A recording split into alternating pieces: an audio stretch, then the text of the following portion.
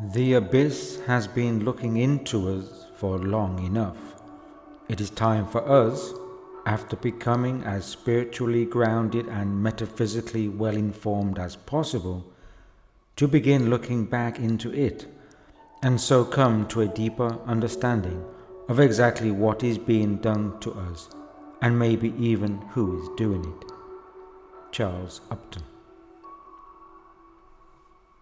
Human consciousness has always been the prime target for mechanisms of conditioning, and consciousness can be affected through both the hardware and the software. The hardware is the human brain itself and its processing ability, and the software is the information, the messages, within the stream of consciousness, ideas, beliefs, etc. To use an analogy for the hardware, it is like a virus aiming to attack and/or unduly influence the hard drive of the computer. For if the hard drive is affected, then whatever software is processed through it will be partly or wholly corrupted.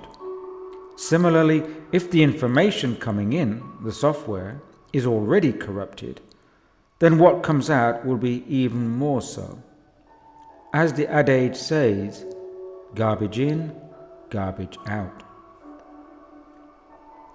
Within the realm of the inversion, or lesser reality, in which we currently dwell, there is a revolt against reality. As of yet, humanity does not exist within a wholeness, but rather amongst the fragments of a piecemeal story. In past eras, this story was maintained through narratives of myth, legend, religiously themed ordinances, ritual, and social hierarchies of power and their edicts. The thoughts, beliefs, and opinions that were available for use within the social collective of the masses has always been limited by regulation. For such a long time, information came from localized sources, and as such were heavily governed by those same sources. Until very recently, information was spread slowly and passed on through linear transmission.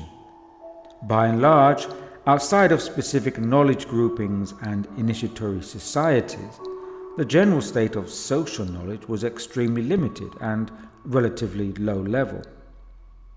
States of consciousness were accessed by individuals unknowingly and sparsely, that is, upon a superficial level. Even today, those superficial levels exist, although not so widespread as in previous epochs. The point to make here is that as the general social expression of consciousness rises, so too do the control systems become more complex and sophisticated. Not only do such conditioning mechanisms operate through well-known social cultural institutions, such as education, law and order, the media, and many more, as have been well documented, they also operate more stealthily, as for example through paranormal phenomena, as this essay explores. As paranormal investigator Jacques Vallée stated, quote, "I propose the hypothesis that there is a control system for human consciousness. Human life is ruled by imagination and myth. These obey strict laws, and they, too, are governed by control systems. What could paranormal phenomena control? I suggest that it is human belief that is being controlled and conditioned." End quote. What is suggested here is that the human belief system is a flexible playing field that has been experimented with. Over a long period of time, people have had their limits tested to accept previously unimagined ideas. Various and new mythologies are formed and planted into mass human consciousness. The most common response from the individual is to fit analogous data into pre-existing parameters of thought that then form reality boxes in an attempt to stave off the invasion of the irrational or the unknown. When the irrational and or unknown encroaches upon one's consensus reality, a person is forced either to close up or to change at a personal level in order to readapt. Which is easiest? A variety of tactics and influences exist within our general range of perceptions to control human beliefs, ideas, and ideals that then form our ideologies. These modulating factors then gain a controlling influence over the relationship between human consciousness and physical reality. Such mechanisms have been in force throughout a great span of human history and have operated to manipulate human minds by sources unknown and largely external to us. These are deliberate attempts to diminish our sense of reality, and from this to make people more suggestible and open for programming, and also to create a psychic numbness that restricts the range of human perception. In more recent times, such programming has been applied to what is termed paranormal, metaphysical, and spiritual phenomena and experience.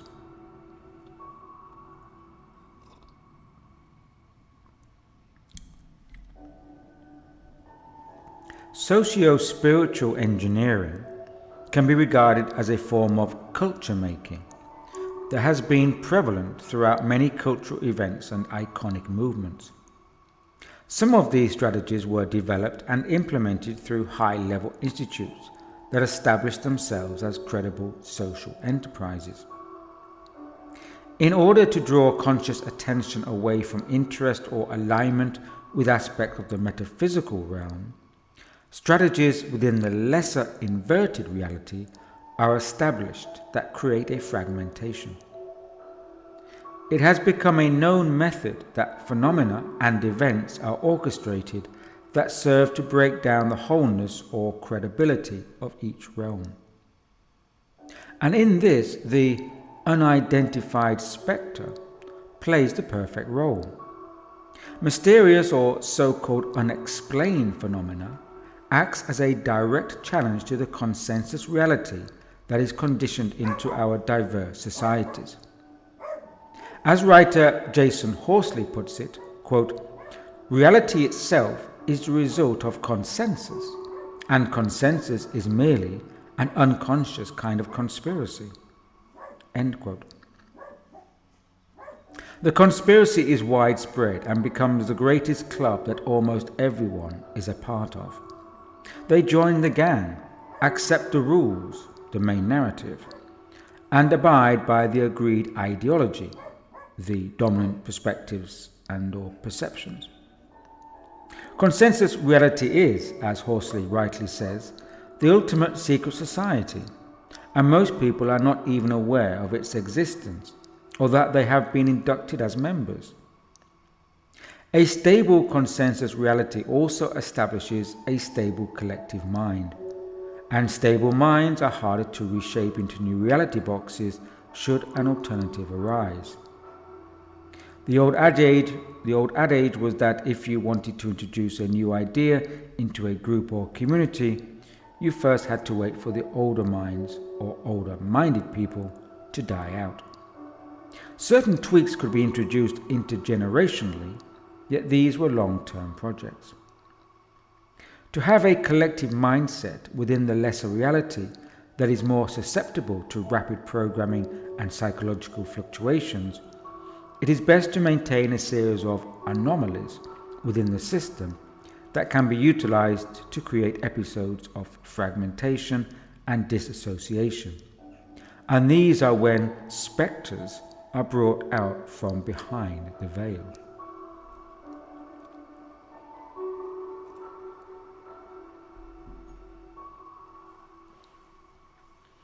Mystification has long been a highly effective weapon of psychological warfare.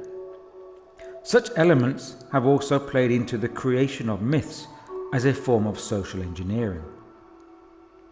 Social myths and mystification can be used as channels for the directing of and influence of the human psyche and psychic energies.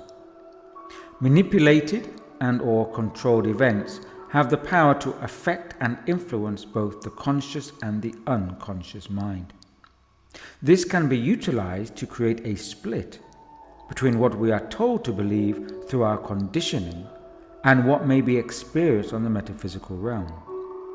This discrepancy can serve to create a rift in the human psyche and to fragment our reality boxes.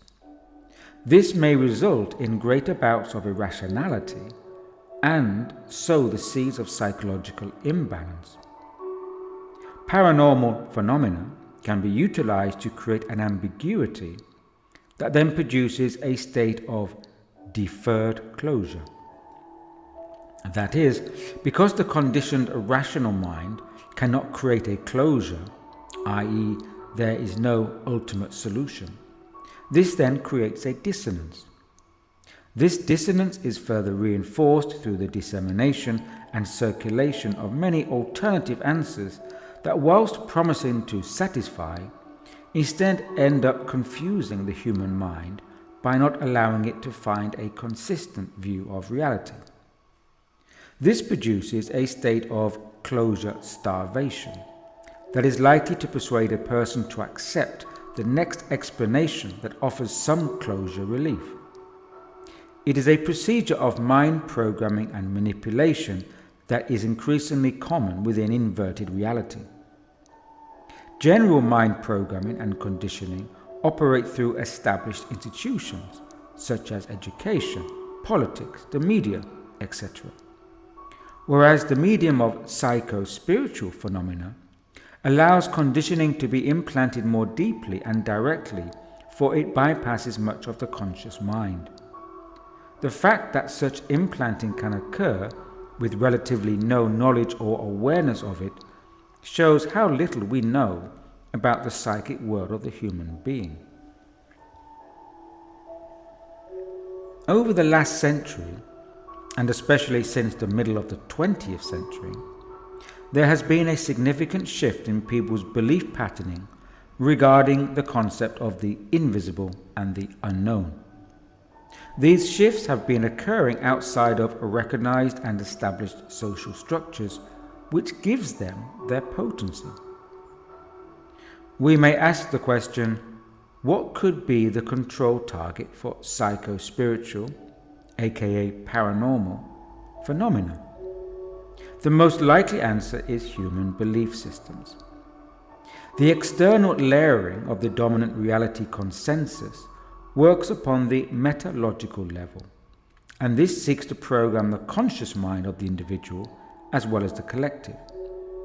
Yet the subconscious collective mind is influenced more upon the metaphysical level, as was well known to Carl Jung. And in this space, many of our mythological structures have been changing and/or reprogrammed. Into this space has seen the arrival of a variation of psychic phenomena and experiences. And what may be at stake here within this struggle for the subconscious mind is the very concept of our humanity.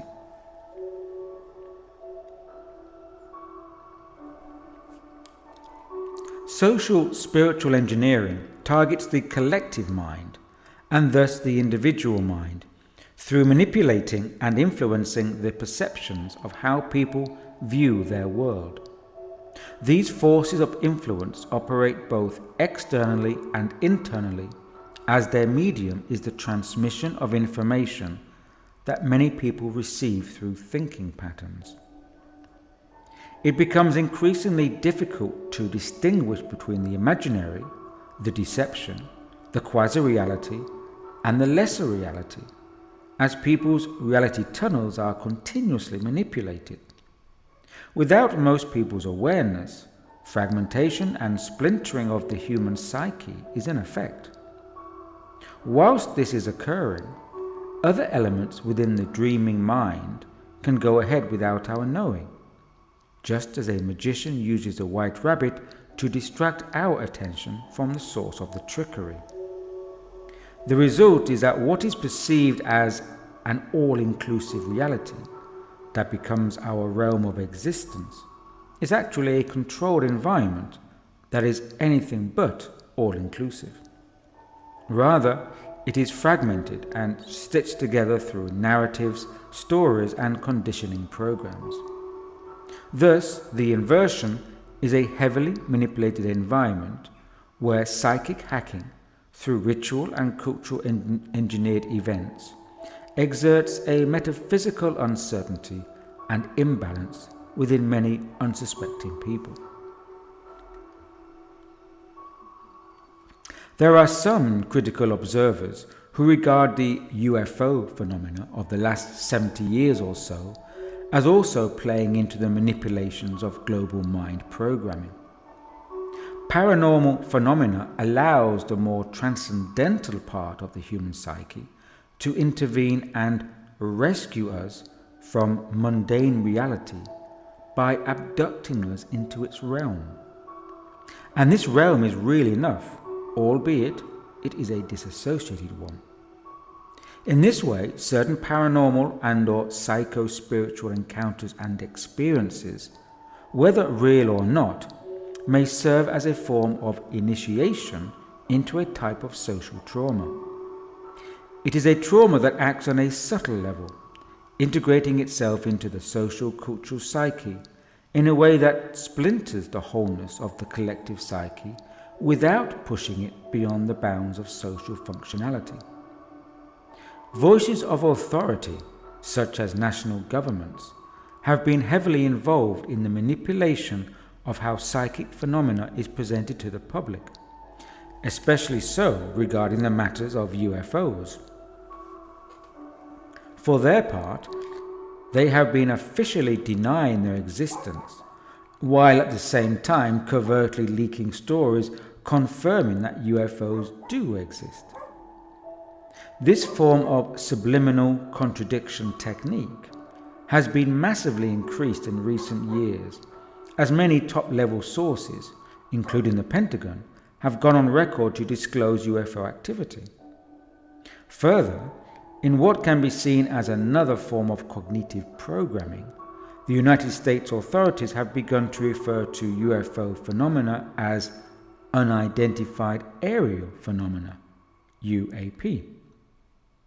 These forms of incessant denial, followed by bouts of official or officially leaked disclosure and recognition, create a subconscious contradiction that goes towards fixing an extreme form of cognitive dissonance within the public mindset.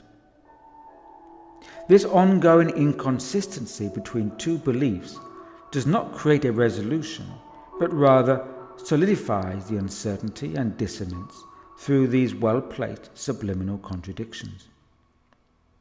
When a subliminal contradiction is accepted into the individual and collective perception without initial resistance, then the critical faculty is deactivated, which leaves the mind vulnerable and receptive to suggestion.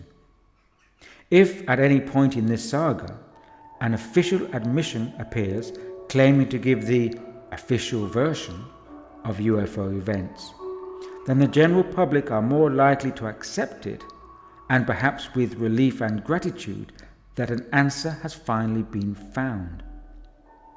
Yet this relief comes as a resolution response within the mind programming.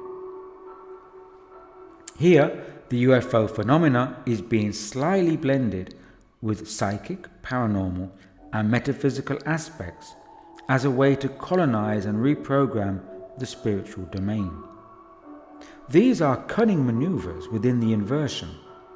For many people, in westernized modernity especially, tend to confuse psychic experiences with spiritual attainment.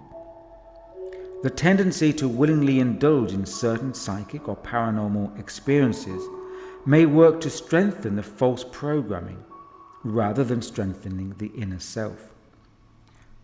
There is a great need and/or longing within the human condition to access the non-visible realms, to access transcendental states that many infer brings them closer to a sense of origin or source. This longing can be a weakness as much as a strength if a person is not able to show discernment. Belief and imagination can easily be flipped into ideology, opinion, and fantasy. The corridor between realities is, in a genuine sense, based on the beliefs that program our minds. And it is human belief that allows interventions and unidentified spectres into our realm. The question that needs to be asked is humanity being engineered and programmed into allowing these interventions? Each emergence and/or intervention requires our belief in it if it wishes to stay here for longer than a brief moment. Within the dreaming mind, potentialities become realities through an acknowledgement and then through belief systems, even if such acknowledgement is only quasi, such as in uncertain disbelief. The greater the sense of disbelief, the greater the insecurity and doubt, the easier it is to apply external programs upon people's minds. In recent years especially, there has been a dramatic rise in insecurity alongside paranormal and psycho-spiritual activity. This is the perfect recipe for splintering the collective psyche and exercising subtle programs of conscious and unconscious trauma.